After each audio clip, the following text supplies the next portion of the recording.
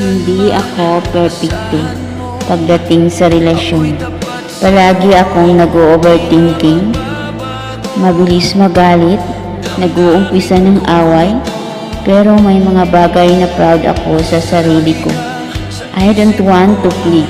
I give my best. Pag sinabi kong ikaw lang talaga.